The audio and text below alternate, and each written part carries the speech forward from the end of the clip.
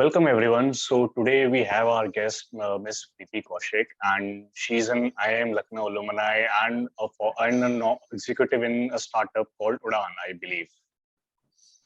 Yeah. So I would now like to tell Miss Preeti about what she does and what her job is all about these days. So Miss Preeti, your turn. Okay, so Udaan is a B2B e-commerce startup. Actually, it's no longer a startup. It's a mid-sized company employing more than around 3,000 people on road and more than 25,000 people off road. So I am part of the fresh vertical. Fresh is basically your fruit, vegetables, meat, and you have a lot of mom and pop stores across India.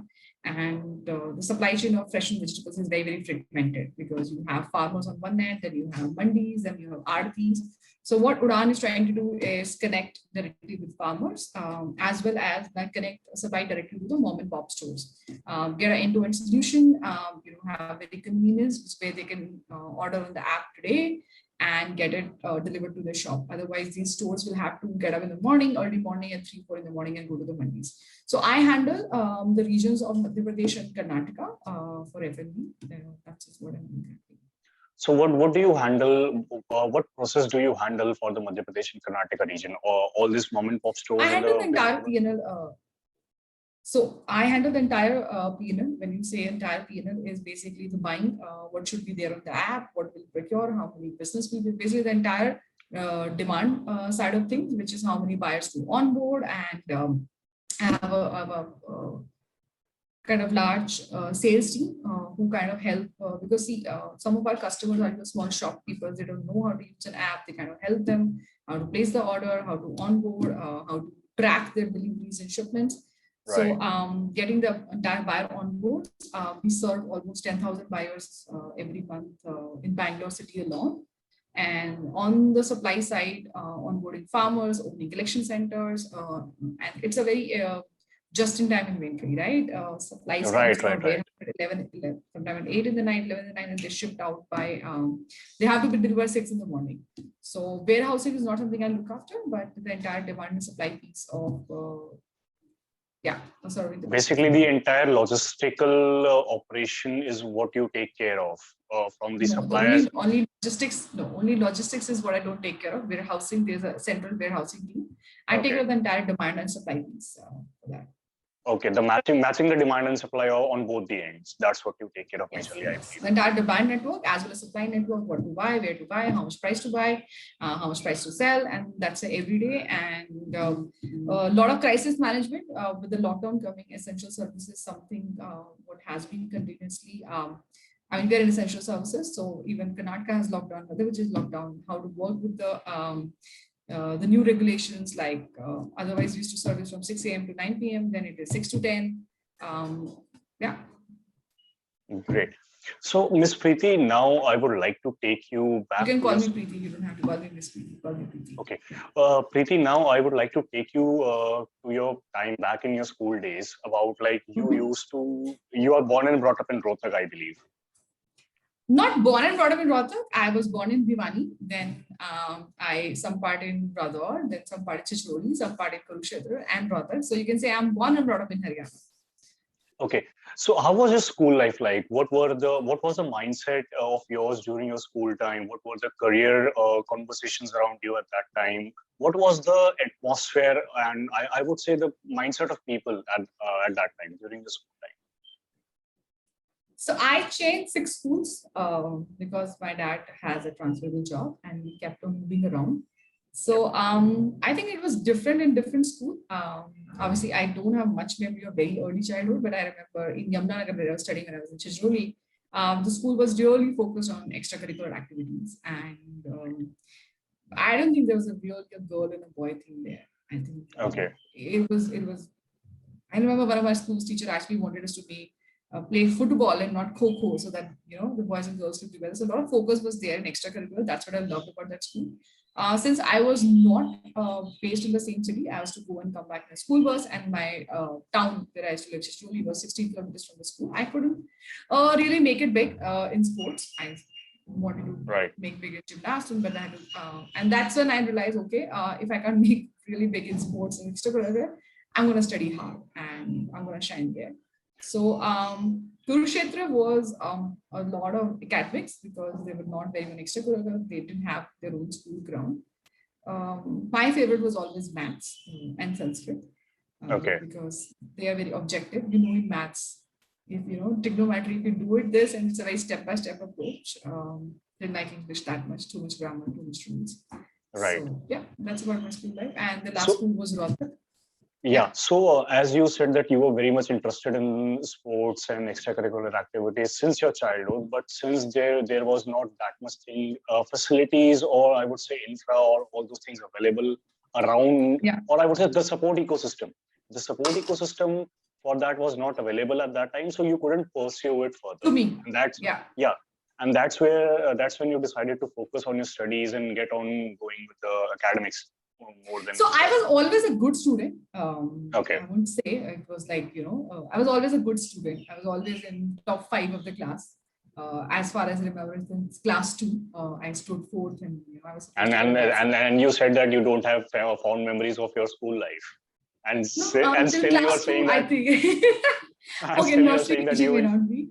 Yeah. No, I remember because it was class 2. No, it was class 3 actually, and I had changed schools. We have moved from Radhaur to Yamuna. I was really asking my dad for a bicycle, and he said, "Okay, if you're going to be in top 3, I'm going to give you a bicycle." But I came 4th, so I didn't get the bicycle that year. So I remember, okay, in class 3, I didn't come in top 3, so I missed out on my bicycle. Eventually, I got it in class 5, so it's okay. So basically, the first motivation you had in your life was to get a bicycle, and that's always. When you and that's what motivated you to score more in your curriculum. So Mohit, I'll just say that it's a way of seeking goal, right?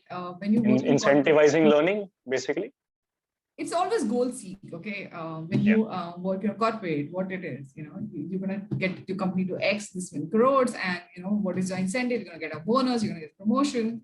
I think, and same with my daughter. She's 3-year-old, and one day she wanted to play with stickers, and I said, "Listen, I'm gonna cut your nails," because she's not been cutting her nails. And I said, "If you want to play more stickers, then you have to cut your nail." And suddenly she agreed, and I did cut her nail.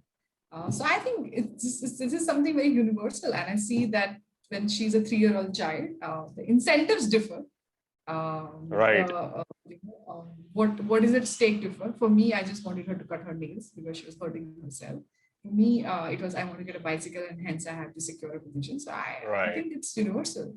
And you are taking this interview because you want something out of it, and you want to build something. So yeah. Right. So Preeti, tell me one thing. When you were in your high school, what were your career ambitions like? What were your career objectives were like? That did you decide to go into engineering, or did you decide to go into commerce, or what sort of those things? No, I just wanted to be an engineer. Okay. I wanted to have a hostel life. I was very, very clear that I will not stay at home. Okay. I think I watched. Any particular reason for not staying at home? I just want to experience the hostel life. I saw the movie Rockford when I was in school, so I wanted to, you know, be in a hostel that time, but that didn't happen, of course. So I just wanted to have fun, and I think that was my incentive or goal. See that I wanted to get out of home for sure. Yeah, I don't want to be a day scholar, and I wanted to crack IIT. I didn't make it, so I studied at NIT. NIT, which one? Kurukshetra. Okay, and you were there in NIT Kurukshetra. Yes. Yeah. So, could you tell me, like, what was your entire experience in NIT Kurukshetra like? Because I believe that you used to travel to Delhi as well on the weekends to prepare for the IIM coachings that IIM. That happened very, very late. That I did only in 7th semester. So that was like for 4 months. I mean, first, I think it's good fun. I mean, as I expected hostel life to be on your own, making friends. You can eat Maggie anytime you want. That's the national food of hostelers all around India. That's obvious for there. Yes. So so you can eat Maggie anytime you want. I think one of the biggest learning was managing personal finances. I remember I used to take 2,000 rupees per month from my home, and in that 2,000 rupees I have to manage my mess money, which used to be around 800 to 1,100, depending on how much extras you eat. Right. I had to manage coming and going, and my chai, samosa, whatever. So you kind of, or whether you clean your room yourself or get it clean, or you wash your clothes yourself. Okay, so everything Right, has a right, cost, right? So you have a personal budget, and you have to prioritize what you want to spend on. Because right, that money is limited. So I think for me, the biggest takeaway in hostel life is being your own person, because you got to do everything on your own. You have limited time budget, money budget. How do you want to utilize it? You have all the right. time, whether you want to kind of spend the time watching movies, or you want to hang out with friends, or you want to Like watch you, movies. right. Like you want So to spend the everything, time productively or just lazing around and just carrying away with the I don't thing. know. I don't call a time spent with friends lazing around, because I believe this is a big investment. I met my husband in college. We dated. We started dating in third semester, and now we've been married for like almost 9 years. We dated for 7 years. So I won't call this time lazing around. All I'm just saying, you prioritize, okay? Of course, of course, of course. There are buckets, right? You've got 24 hours, Right, like, okay, right, I'm going right, to sleep 6 hours, or I'm going to sleep 4 hours. That's a choice you make. I developed my passion for reading when I was in college. I read a lot. And I think that is when I discovered, because there were so much books that was available in the library, or I had a lot of people who also were passionate about reading, because there was non-syllabus books. At least right, when I was growing in school, I didn't have access to that book, so it was always like, why waste time when you can read syllabus? The first time you're like, hey, it's okay not to read syllabus. So I think I developed a right, passion for reading at that time. I met my future husband over there. I learned to prioritize. I learned to balance a budget. I learned to save money. I think, and pretty much a lot of good things happened there. so I joined the dramatics club, the literary and debating society. So I think came right. on being my own person. Came out as a very confident person in those So 4 years of basically, college. NIT, the time you spent at NIT Kurukshetra was actually one of the early transformation phase of your life, where you actually got to I would learn say that. a Yeah. lot of things, managing on your own, and all about that. And the reading passion that you told about just right now, Yeah. even I myself a very avid reader, and I would definitely like to agree with you, because reading a number of books definitely opens up a lot of perspective, a lot of viewpoints, a lot of Right. objective for different people. I totally agree Right. with that. And Preeti, I believe that NITs are one of the premier technological institutions in India. So I want to Right. know one thing from you, that was the atmosphere there at NIT an innovation focused atmosphere or a learning focused atmosphere? I think it's depend, Mohit, what you take from it. Okay, for me, there were a lot of batchmates, who were. I am an electronics engineer. I would say I was studying electronics, and I'm an electronics engineer.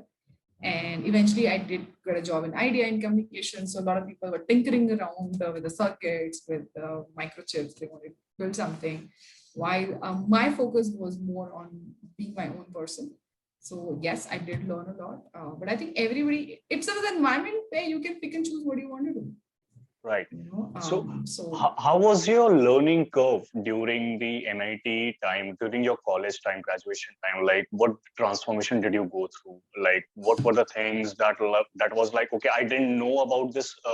I didn't know this thing about me earlier, but I discovered something new. Like, just like you mentioned, the passion for reading. You discovered it during your graduation time. So, is I there could any? do I could do dramatics in college. I think expressing yourself, Right, how to express yourself, how to weave the words. I was not very confident about my English when I went there, because so I watched the people who were really fluent. What do they do? And that's how I realized I read a lot. Starting my expressing myself more oftenly, candidly.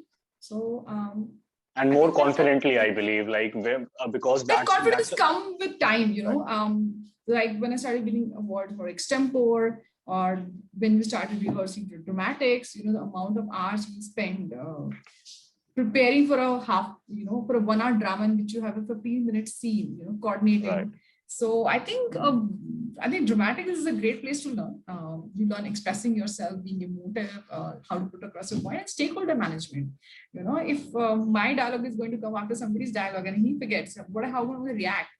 Crisis situation. So I believe dramatics this was the first time I did it. I did it in school once, but I think this is something I again did a lot in engineering college, be it Karnataka or plays, directed a few plays. So I think the whole thing that you can be your own person. You can choose what you want. I think when you're in school, you know, this is the syllabus you have to do, or these are the exams you have to pass. Of course, Right. in engineering college also you have a syllabus. It was very rigorous. We had 50% as your internal, what do you call it, internal exams, and 50% external. So you have to keep at it. You know, if you flunk in one, you know, Be chances are consistent and persistent throughout your journey so that you you don't have to get be. lag behind. Yeah. So that, I mean, while I talk a lot about non-academic stuff, I did scored the top 5 position in my first term because you get a scholarship for 5,000 rupees, and I wanted to buy a mobile phone. So that was my incentive. That was your incentive to be among the top 5 at that time. Yeah, I got a mobile phone. Next time I was not top 5. So yeah, that's how it works. That's great. For me. That's great. And I think that is what I remember the most. You know, it's been like what, I graduated 2007, so it's been what, 14 years. So a lot of things happened. I studied a lot of amazing subjects, fiber optics, microprocessors, analytical, you know. But what do I remember? This is what I remember from engineering. Like the memories that you made, the personality development things that you went through during that time. That's the thing that you remember the most from your graduation time. It has a lot of impact on your life, I believe. I think this is the place when you come out from being a sheltered person. At home, everything's taken care of. Your mother will wash it. Right. Sometimes you will wash it. You will have food on the table. You don't bother about all these things. Right. You know, this is the first time you, as I said, you know, you make your own decisions. Otherwise, a lot of decisions are made for you. This is the time, you know, how I'm going to spend my tomorrow. Am I going to attend all the classes tomorrow, or I'm going to bunk all the classes tomorrow, or I'm going to attend a few, bunk a few, read a few, you know, I'm going to go out with friends, or I'm going to watch a movie. So, you know, everyday decision making is the first time you make decisions for yourself. Right. When you're at home, you know, your parents can still nudge you. Hey, listen, you've watched a lot of you. Why are you studying right now? So I think this is the first time you make your own decisions. Be whatever, be financial, be how you want to spend the day, what you're going to prioritize. So I think that's what, and when you start your job, that's another chapter, because you still have a little shelter existence because food is taken care of. You go to the mess, the food is taken care of. You know, your lodging is taken care of. You have a hostel, you have a hot water running. But when you start doing a job, and when you have to, these are important life skills. You know, we focus so many. I totally agree. But these are important life skills. How do you work with people? That's what you learn. You know, the hostel is an ecosystem. How do you work with people? How do you get the best out of people? How do you get the best out of yourself? It's so easy to be rude, but you have to be reminded every day to be kind. And kindness pays off in unexpected ways. So not to be classist, treat everybody with respect. I think I had the most amazing relationship with my mess people. And I still remember, I love tea. So every morning at 6:30, I'll turn up in the mess because they are making tea for themselves. And hey, can you give me a small cut? And after that, they got so used to giving me tea that, you know, they'll call out my name, Preeti Kaushik, and he'll keep the glass somewhere because he knows I'll come and take it. So, you know, it was just because I liked it and he was kind. And the entire 4 years, Ballu Bhaiya, he was a guy. I think one name I'll never forget is Ballu Bhaiya, because he offered me tea. He gave me tea literally for 4 years of my engineering college. And I'm sure even he won't forget Preeti Kaushik, who used to come. I don't know, morning, but I will not. I will not, but every day in the morning, in the evening, you know, and it was out of his just goodness of his heart. He didn't have to give it to me. So you take kindness of people and learn to be kind. I think a lot of people kindness went into being where I am. Sure. So basically, what I heard from you right now is that hostel life teaches you a lot about people management skills, how to deal with someone in different situation and still navigating your way through them in the entire course of 4 years. Yeah. So that's one of the key learnings. And of course, I believe that graduation is the sum of all the daily choices you make during your graduation. Yeah. And Preeti, you mentioned that during your 7th semester, you were prepping up for your entrance for the CAT, the prestigious CAT exam of IIM in India. So how was that prep time was like what was your hustle like? Because I genuinely believe that you hustled a lot during those If I three have to to six do months. it, if I have to do it again, I will not do it. I think a lot of it was a charm of coming to Delhi because we were in Kurukshetra and I had just Right. started dating that time. So I think we just wanted to spend time together. But if I have to do it again, I'll say it's not worth it. Don't do it. Just focus on your. I think there was a lot of I'll call it FOMO, because everybody was Okay. doing it. And people started Okay. doing from sixth term and suddenly like, hey, you're the only one not doing it. And you also want to do an MBA. Traveling every day from every weekend from Kurukshetra to Delhi and then coming back, I don't think it's worth it. I did it. I had fun because otherwise I would have never got to know about the Oxford bookstore in CP. To be honest, I Yeah. spent Right. time on the weekends over there. I'll just attend the classes for lunch for 3 hours and I'll go to the bookstore, Right. read a Right. lot of Right. books. So that's what I did. But if I have to do it again, I will not suggest to do it. Just chill, enjoy your college life. Right. That will happen. It's simple. I think we make so much mountain out of molehill. It's classed in maths and it's data interpretation. You kind of get in the zone, you get it. So, and that's why I didn't do it in 8 terms. I kind of dropped out of the classes. I Right. decided to focus on my college time and have fun because while I was doing this hustle in 7 term, I missed out a lot of fun in engineering college. So if I do Now, I want to imagine what kind of FOMO your batchmates would be having when you got into IIM. They might not have gotten a chance to get into IIMs. Now, I'm imagining the FOMO on the other side of the no, spectrum. I think it figures out. I didn't get into IIM straight out of college. I Okay. worked for 2 years. I worked with IDEA for 2 years. I graduated in 2007.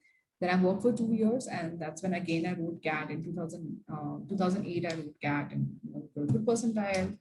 And my husband at that time was my boyfriend. He also got a good percentile. So that's the time 2008. We said, hey, let's give it a chance again because first attempt we both of us did get through. Right. So, do I regret doing that? I said no. We went to Delhi. We kind of hung out a bit, but do I recommend anybody to do it? No. If I have to do it all over again, I might not do it. Well, you had your own positive reasons to do all the hustle and all the thing that you were doing at that time, be it spending time with someone or not missing out on the It FOMO and was everything. just All FOMO. It was just FOMO, and hence great, I'm saying great. don't make decisions based on FOMO. You will get there. Okay. And how would you describe your transition time from graduation to doing job and then getting into IIM during that 2 to 3 year course of time? So how was your mindset? What was your learning curve like? What did you learn at just getting out of graduation, getting into a job? What was your learning curve like then at that time?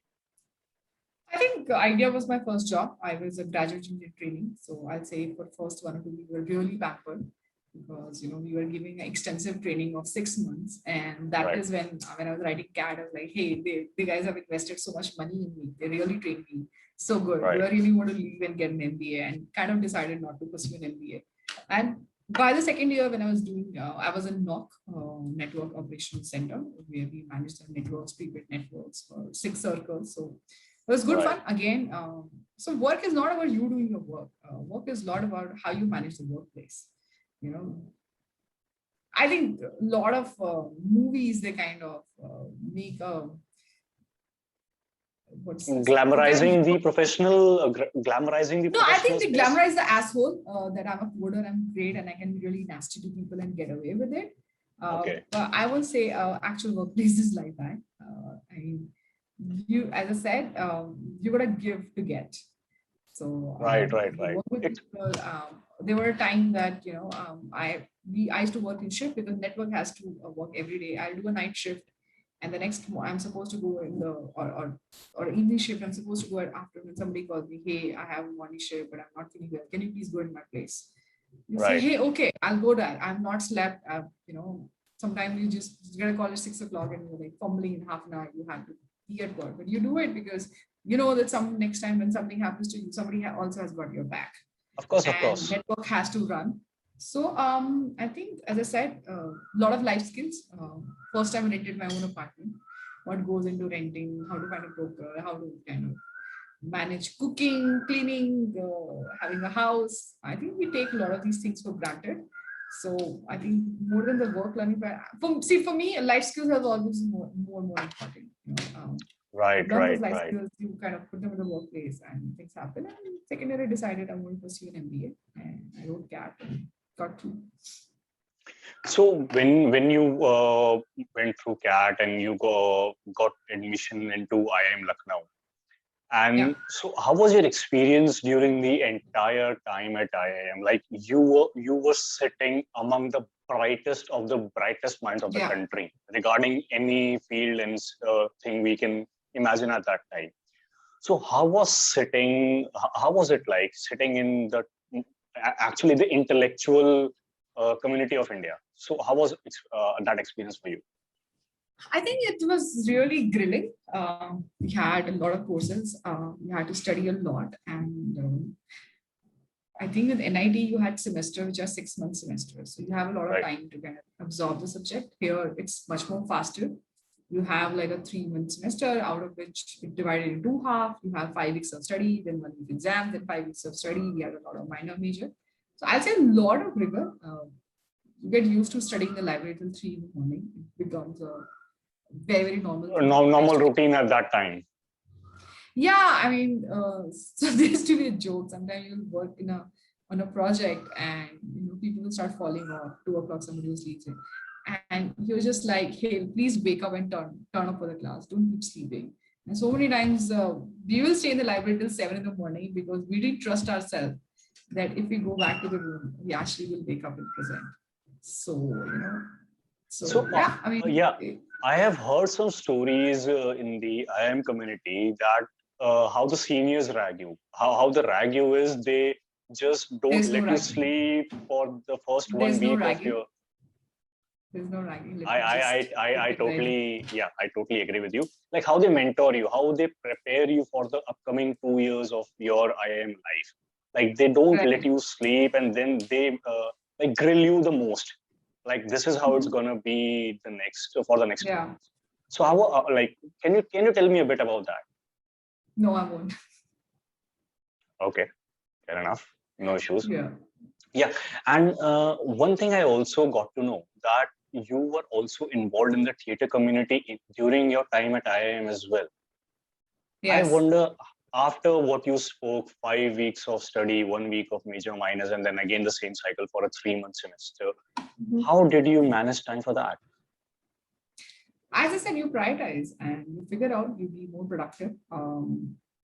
I mean, while this was one part of it, you're sitting at 3 o'clock, but you make a lot of good friends with your project partners. I think most of my project, we're still good friends after 10 years. Right. So we end up staying in the kind of same society in Bombay after graduating. So, when you're working, there's a lot of fun involved. Maybe if you're all serious, you can finish the work by 1 o'clock, but you're just having fun, sometimes listening to music while working. So I look back with Lucknow also with a lot of fond memories, and theater was something which was very close to my heart. And we just prioritize. That's it. You sleep less. When you're young, you can afford to do that. If I have to do that today, it's going to be very difficult. It would be a nightmare for you to sleep less now because you have a daughter to take care, and she definitely must Yes, be doing the same thing to you right now. no, I think she prepared me. I think management prepares you to have a baby sometimes. I totally agree with Um, that. so yeah, I mean, you just, as I said, you have obviously a time budget. This thing you prioritize what you like, and theater was something I really enjoyed, and Right. you figure out ways and means to do it. Great. Preeti, when I was looking through your entire profile, I noticed one thing basically that you went on a student exchange program to Europe.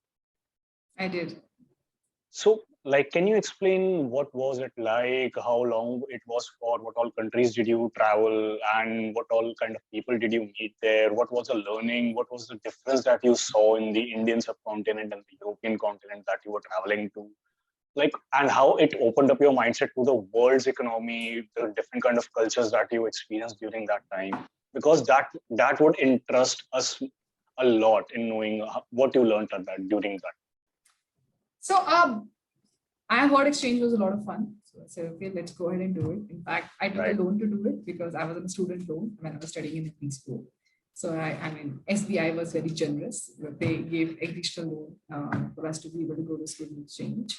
Right. And I paid on that in 3 years, no defaults there, just for record. So yeah, I mean, I think the pedagogy, like I went to Belgium and I was in a student town in Dubai. So I think that was a different world altogether. They had their own bus stand, they had their own train station, they had their own. Basically, it's like a town. You have your mall, your own theater, your own supermarket there, your own community there. Everything was there. It's a student town, so everyone stays there as a student or a professor. So it's kind of it's a fun thing. It's a young thing. I saw people working out at 1:30. That was the first thing that I was like, wow, the weather is so nice. You can work out any time of the day. And I see people working out at 1:30. While in India, it's like subah 6 baje utho, work out. True that. So that was one. I think how people dress up, how people present themselves. So in the university I went to, there was no attendance, compulsory attendance. So I had stacked all my courses on Thursdays and Friday. So Friday, after doing all the courses, we used to go out. We have a Eurorail pass, and we kind of went around a lot of places, and we'll come back again on Wednesday night to ensure that we, take all the courses. And there was no attendance. There was no mandatory attendance, which was like I've never experienced in life. Yeah, exactly. Indian students never experience this thing, concept of no attendance in the schools and colleges. But the courses are so good. I remember I had a course, intellectual property rights, and in economics. So I had chosen economics as my specialty in MBA, market economics. So I had taken a lot of. So the way it was taught, and a few courses had oral exams, which again I've never heard to have an oral exam. Sorry, few courses had oral exams. So your this thing was based on oral exam. I had taken I think 2 or 3 courses which had oral exams, and so which I was able to finish before I came out. And I had made study groups with a lot of non-Indians over there, and I think the Indians are good in maths. That's a presumption everybody has, that you are Indian, so you must be good in maths. Right. And people just love Shah Rukh Khan there. So I got a lot of love because I'm from the country of Shah Rukh Khan. So you got a very warm welcome from all the people that you met there. Yeah, it was good fun, and we were. I think I was really shabbily dressed, and I had a lot of fun. We went to the fjord, we went to the Mozart Opera, and we went to Switzerland, we went to Italy. So a lot of experiences. I love traveling, and that is where the travel bug in me really satiated myself, because and you're a student, so you don't care about where you stay. I have stayed in 8 dorms, 12 dorms, mixed dorms. Slept on the, if it's a heated train station, we used to carry our sleeping bags with us and sometimes to sleep in the station if they used to allow us. Brushed in places. So I think it was good fun, and made me more serious. Yeah. What I'm saying. And how long was that the student exchange program 3 months. designed for? 3 months. And what all countries did you travel in those 3 months? A lot of them, a lot of European countries. 13, 14 of them. Yeah. Like basically, if we say it this way, you traveled one country each week because you were there for 12 weeks and you were saying 13, 14 countries. So basically one country each week. Kind of, but you will start. You should have been a travel blogger at that time. I wish that experience of yours could be replicated this time. You could have been transformed it into a travel blogging thing. Depends, yeah. At that time, all in exchange, everybody's doing it. So you don't feel you're doing something special. I mean, you're there, and things you want to see Europe. So it's like kind of everybody's going through the same cycle. There's so many places. You kind of like, I remember when I went to France. France was very expensive, so we kind of stayed at a friend's place, and some of the friends will stay at Sweden. I stayed at Nikhil's place, his dorm, and so Lil and somewhere. So you kind of have this community. Hey, do you have a room? Can I stay over at your place? Right. We all used to carry a sleeping bag, and it's not glamorous, guys. So I mean, I was one of the easily the most shabbily dressed people because I had only one coat for my entire 3 months, because Delhi, I mean, India is not so cold, so you have to buy special clothes. You don't want to spend so much on clothes. So, I mean, just each of us was doing the same thing. So, I mean, so many times you go, I remember when there was something that happened. We had to get off the train because we didn't have a visa for Croatia, and Croatia was that time not in the EU. So we were sent back to Hungary and we kind of missed our reservations. And we were in Venice and it's night and we couldn't find a place to stay and we were figuring out what we'll do. It was, I think, November or October, and we were cold. And suddenly I said, "Hey, listen, I'm going to go get a pizza." And I went to see pizza and I find one of my batchmate was like, "Hey, you're here." And he's like, "Where are you staying?" And said, "This place I'm staying." I said, I'm sorry, we don't have a place to stay. "Hey, listen, I'm staying in a caravan. It's a little far away, but there's a bus that's leaving in 10 minutes. And like, yes, yes, yes. All, 5 of us friends, we just got on the bus and we went to his place and we stayed there. And the next day morning, I was brushing my teeth and I met another my batchmate, like, "Hey, you are also here." So I think, so it's like, I think some of the train they used to go from Belgium to Germany has to go. They started recognizing us, like, "Oh, you're Indian student exchange." Because every time Right, they right. check our passport when we were crossing borders, and they kind of also grew familiar because we were traveling so much crisscrossing. So yeah, it was good fun, fond memories, So, lovely memories. like, the student community, as you mentioned, is pretty much stronger outside India as well. Like they take care a lot about all the students coming in and going out of the country and doing some amazing stuff. Yeah. So there's so the university I went to, there's an Erasmus program. Erasmus is Right, the program for student exchange students, and you have kind of buddies, mentors. So it's a very, very well structured program, and you're kind of taking. I mean, they tell you there's an orientation week. I think for 1 week. Then by the time you find your own feet, you figure out. So I don't know about the other college. The good thing about Belgium was, since it was a student town, I had accommodation in the campus, and they call it as a cot, this thing. And yeah, I was sharing a kind of, I had my own room and my own bathroom, and I was sharing the cot with 7 other flatmates.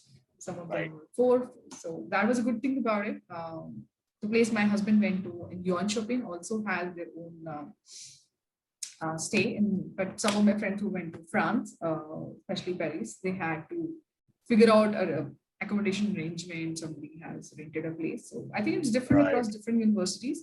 I was particular about going to a university which has zero attendance and which has accommodation that can be managed on the campus, so I don't have to travel. So I think in different universities you can go through what the university give, whether you have exchange tie-up Right, how it right. works. Some of the universities were giving scholarship, like a lot of my university used to give scholarship. A lot of universities in Germany give scholarship.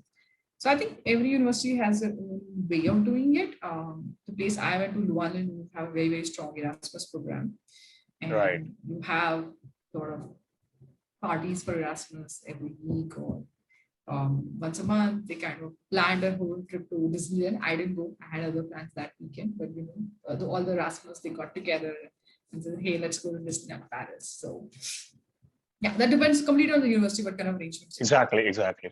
So, how see from your journey is the entire experience, like breaking out from school, going into NIT, managing your personal finances, then getting into IIM, and doing a job in between, and then going on a student exchange program from the college itself. You learned a lot, and the learning curve has been a very steep one. If we track your journey throughout the sphere, and I'm very much sure that it definitely might have helped you in what you are doing these days, like managing all the Yeah, things simultaneously, and then getting to do what needs to be done. yeah. I mean, I think every experience teaches you something. And Definitely, if I definitely. remember exchange, I think there are definitely a lot of great courses I took. Intellectual property rights. There was one on corporate governance, and corporate governance is not something that was taught way back in my time 10 years back. But you learn about insider trading, what corporate governance structures, and that is when I started observing. And if you see 10 years Right. down, a lot of your share price of any organization is governed by how good are the corporate governance. I read that, Okay. almost 10 years back. We had a great course on European trade policy. So a lot of good courses I studied, which I have not studied over there. It was very complimentary, but I had a lot of fun. All I see, I think, the time I learned, if I look back, I think you remember the good stuff. There are a lot of hard ones, some course you can make Of it, you course, can get a A+. right. But I think you remember the good stuff, and that's what life is about. The hard stuff, only remains with the person who has experienced the journey, the entire journey, and the world only knows about the good ones mostly.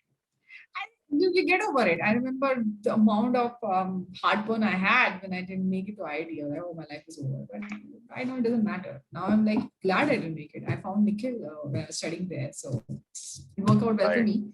So life goes on. Take one day at a time. It's my advice. Definitely.